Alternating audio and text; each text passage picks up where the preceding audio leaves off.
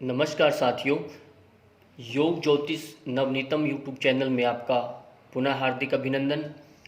योग का सामान्य परिचय भाग 12 और जिसका मुख्य विषय है व्यास के अनुसार चित्त की 5 अवस्थाएं क्या हैं उनके बारे में हम पढ़ेंगे।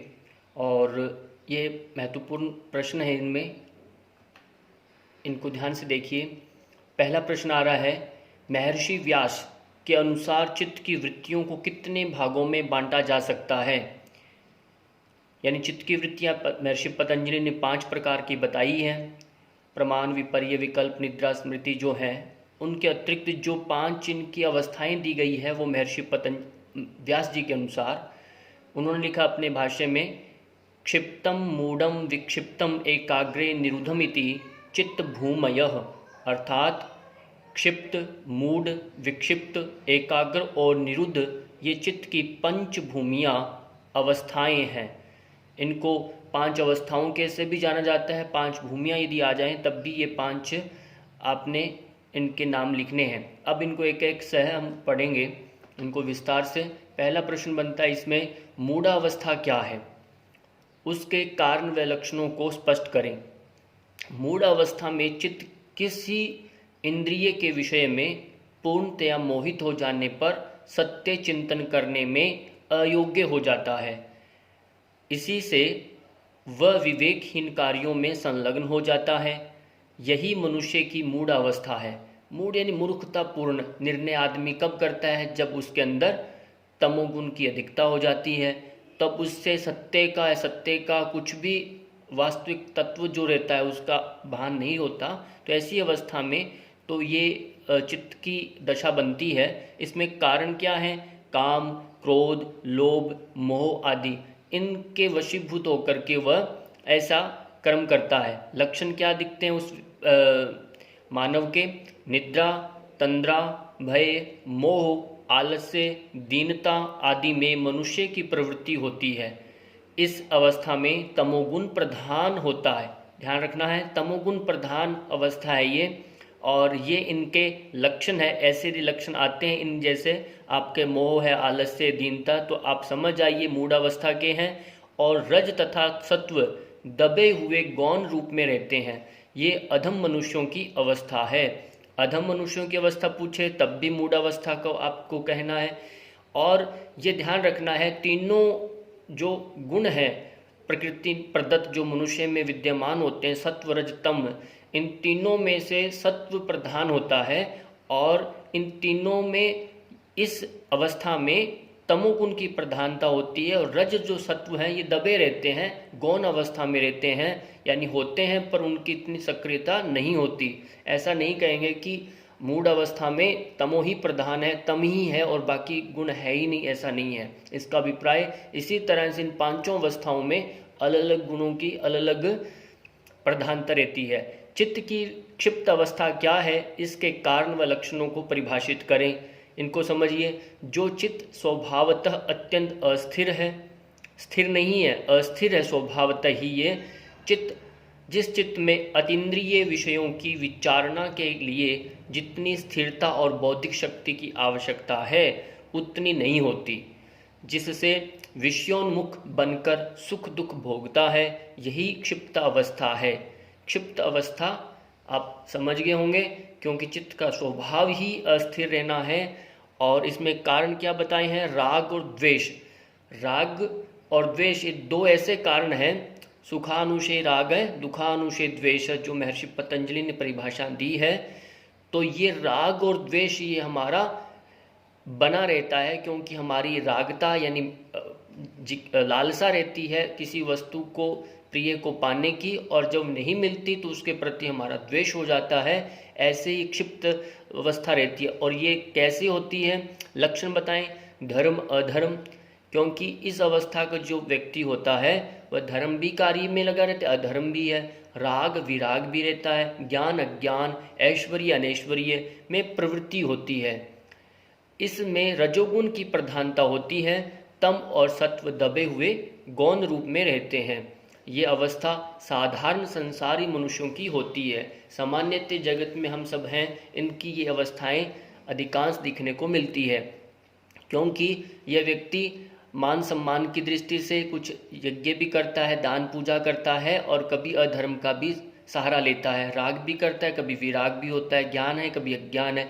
ऐसे जो मिश्रित कर्म जो करता है ये रजोगुणी है। रज यानी शासन क्रियाशीलता से हम प्रभावित होकर ये कर्म करते हैं, तो यहाँ रजोगुण प्रधान है। इसलिए आप देखते हैं समाज में ऐसे बहुत सारे उदाहरण आपको देखने को मिलेंगे। अगला प्रश्न आ रहा है, चित्त की विक्षिप्त अवस्था क्या है, उसके कारण व लक्षणों को परिभाषित करें। विक्षिप्त अवस्था, वो पहले थी क्षिप्त, अब ये विक्षिप्त विशेषता है थोड़ी। विक्षिप्त का अर्थ है जो क्षिप्त से विशिष्ट है, उससे भी थोड़ी अधिक इसमें प्रधानता रहती है। क्या? ज़्यादातर योग साधकों के चित्त विक्षिप्त अवस्था के होते हैं, जिस अवस्था में कभी चित्त शांत हो जाता है तो कभी अशांत, यही विक्षिप्त अवस्था है। हम कहते हैं कई बार बड़ा कुशाग्र बुद्धि के विद्यार्थियों को कई बार जब उनका मनोरथ सिद्ध नहीं होता तो विक्षिप्त हो जाते हैं, तो वो बिल्कुल ही एक ऐसे पागलपन की तरह घूमते फिरते हैं और कुछ अपना उनका चित्त बिल्कुल ही विक्षिप्त कहते हैं हम कि ये विक्षिप्त हो गया, इनका मन जो है एकाग्र नहीं है। पर ये बड़ा होनहार है, बुद्धिमान है, और ये वो आप उनको देखने मिलता है। तो ऐसे लोग होते हैं। कारण का कर्म योग है। कारण क्या है? कर्म योग में जब हतोत्साह होते हैं, इनको अपना फल का अनुरूप फल नहीं मिलता जो कर्म के अनुकूल, तो ये विक्षिप्त हो पाते हैं। तो ऐसा लक्षण क्या है इनके? मुख पर प्रसन्नता तो रहती है, श्रद्धा है इनमें, धैर्य होता है, चैतन्य है, ओज, दान, करुणा से भरपूर होते हैं आदि सद्गुण दिखाई देते हैं इनमें। ये सभी सद्गुणों के सत्व के प्रधान गुण हैं ये, और इसमें सत्व गुण की प्रधानता रहती है। सत्व गुण यानी प्रकाश की प्रधानता रहती है। तम और रज दबे हुए गौण रूप में रहते हैं, परंतु रजोगुण के स्वभाव से व्यक्ति के चित्त में कभी कभी विक्षेप भी रहता है। यहाँ बात ध्यान देने की योग्य ये है कि कभी कभी रजोगुण की थोड़ी उसमें अधिकता आ जाती है, वो पूर्णतः सत्व प्रधान नहीं हो पाता, तो रजोगुण के कारण कभी कभी दुख का आश्रय जो मिलता है विक्षिप्त में जब आता है वह रजोगुण के कारण आता है, क्योंकि राग और वहाँ द्वेष उसमें आ जाता है। ये अवस्था सामान्य से विशिष्ट मनुष्यों की होती है, जो हम आज के समय में जिनमें संत हैं इनको देखते हैं, इनमें भी कई बार ये अवस्था दिखने को मिलती है। या वैज्ञानिक हो सकते हैं, बड़े बड़े अध्यापकगण होते हैं, तो ये सब सत्व प्रधान होने के बावजूद भी उनमें कई बार रजोगुण के कारण द्वेष भाव देखने को मिलता है। अगला प्रश्न आता है, चित्त की एकाग्र अवस्था क्या है? जो पहले की अब तक जो पढ़ी 3 अवस्थाएं हैं ये मनुष्य की अवस्थाएं हैं। अब आगे एकाग्र और निरुद्ध जो अवस्थाएं हैं, योगियों की अवस्थाएं हैं, ये विशिष्ट अवस्थाएं हैं, आप समझना है। इस तरीके से भी इन दोनों को अलग विभाजन से समझना है। उसके कारण व लक्षणों को स्पष्ट करें। एकाग्र अवस्था को समझिए। एकाग्र का अर्थ है जब चित्त का लक्ष्य जो एकाग्र है, एक ही लक्ष्य जब होता है, वह अवलंबन एक ही हो, उसका लक्ष्य भी है, आश्रय भी एक ही हो, उसे एकाग्र चित्त कहते हैं। जब व्यक्ति 24 घंटों में अधिकांश समय एकाग्रचित रहता है, उस अवस्था में चित्त निर्मल स्फटिक के समान होता है। यानी एक ध्येय निश्चित हो गया, उसके बारे में सतत दिन भर ऐसा नहीं चिंता करे, चिंतन करता रहे, उसको पाने के लिए अपने यत्न प्रयत्न करता रहे, तो ये एकाग्र अवस्था होती है। एकाग्र में क्या उच्च जिज्ञासाएं उत्पन्न होती रहती हैं। एक उसमें जिज्ञासाएं यानी शोध कार्य के प्रवृत्त होता है। जो भी उसकी आत्म उत्थान की चिंताएं हैं, चिंतन करता रहता है। अगला लक्षण क्या है? इसमें निष्काम कर्म करने वाला होता है। ये नेकी कर कुएं में डाल भाव जो होता है, सकाम भाव नहीं होता, मन का कोई संकल्प नहीं होता, विकल्प नहीं होता, एक निष्काम कर्म करता है और लोकहित जनहित के लिए राग द्वेष से ऊपर होता है। काम क्रोध लोभ ये 3 जो बड़े शत्रु मनुष्य के, इनसे भी पार होता है। और मोह आदि ये जो तमोगुण प्रधान से रहित होता है, इसमें सत्वगुण की प्रधानता रहती है। पूर्णतः सत्वगुण प्रधान हो जाता है। तम और रज दबे हुए गौण रूप में रहते हैं। ये ध्यान रखना, ये दोनों गौण रूप में हो गए। ये अवस्था योगियों की होती है। सामान्यतः ये स्थिति सब मनुष्यों की नहीं होती। इस स्थिति की अंतिम अवस्था विवेक ख्याति है।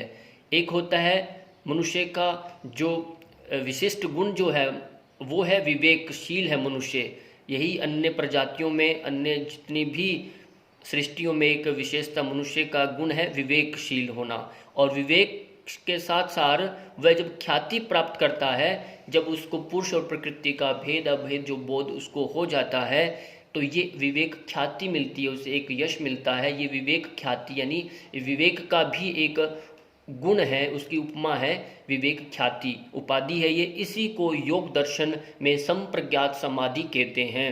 यानी उसकी चारों समाधियां जो है संप्रज्ञात की, वितर्क, विचार, आनंद, अस्मिता, जो चारों प्रकार की जो समाधियां हैं वे एकाग्रचित हो जाती है और संप्रज्ञात समाधि घटित होती है। अब अगला जो प्रश्न बनता है, अंतिम इस निरुद्ध अवस्था क्या है, उसके कारण व लक्षणों को वर्णन करें। निरुद्ध अवस्था का अर्थ है जब समस्त वृत्तियां पूर्णतया रुक जाएं एवं विवेक ख्याति से भी, जो विवेक ख्याति है उससे भी वैराग्य भाव उत्पन्न हो जाए, उस अवस्था को निरुद्ध अवस्था कहते हैं। जो आपने पढ़ा होगा, दो तरह से वैराग्य रहता है, पर वैराग्य और अपर वैराग्य। उसमें अपर वैराग्य जो है उससे भी श्रेष्ठ है पर वैराग्य। और जब विवेक ख्याति होती है, इसमें भी थोड़ा उसको एकाग्रता की एक उसमें भान जो होता है, जो संस्कार वो पूर्व जन्म के जो रहते हैं और आनंद की जो अनुभूति है, उससे भी जब विरक्त अवस्था बनती है, पूर्णतया निरुद्ध अवस्था होती है, तो वह एक पूर्ण जीवन मुक्त अवस्था बन जाती है। कारण इसमें क्या है, स्वाभाविक गुण। ये एक स्वतः स्वभाव तदा दृष्टु स्वरूपे अवस्थानम, वह अपने स्वरूप में स्थित हो जाता है, जो उसका स्वरूप है आत्मा का आनंद अवस्था, उसमें वह चित्त में पहुंच जाता है। और लक्षण क्या है, जब योगी संप्रज्ञात समाधि में भी दोष देखने लगता है, और यानी उसमें भी दोष देखने लगता है, उससे उत्पन्न पर वैराग्य घटित होने पर असंप्रज्ञात समाधि व ईश्वर साक्षात्कार की स्थिति उत्पन्न हो जाती है, तथा योगी परमानंद सात्विक अगले सच्चिदानंद हो जाता है। इस समय स्वाभाविक और अस्वाभाविक वृत्तियों का अभाव हो जाता है, दृष्टा की स्वरूप स्थिति बन जाती है। यानी तो दृष्टा है वो अपने स्वरूप में स्थित हो जाता है। कहते हैं ना, सब नदियाँ समुद्र में विलीन हो जाती हैं, बूंद अपने सागर में पहुंच जाती है, और सारी जो वृत्तियां हैं उसका स्वाभाविक जो पहले पढ़ा ये स्वाभाविक गुण है, और अस्वाभाविक जो पहले चेष्टाएं थी वो सभी वृत्तियों का अभाव हो जाता है। वह पूर्ण शून्य अवस्था में, एक सच्चिदानंद अवस्था में, आनंद में पहुंच जाता है। ये निरुद्ध अवस्था योगियों की अंतिम संप्रज्ञात असंप्रज्ञात अवस्था है, निर्बीज अवस्था है, धर्मवेग समाधि जिसे हम कहते हैं, कैवल्य अवस्था की प्राप्ति है। इसी के साथ आपके सभी प्रश्न पूर्ण हुए। धन्यवाद, बहुत बहुत धन्यवाद।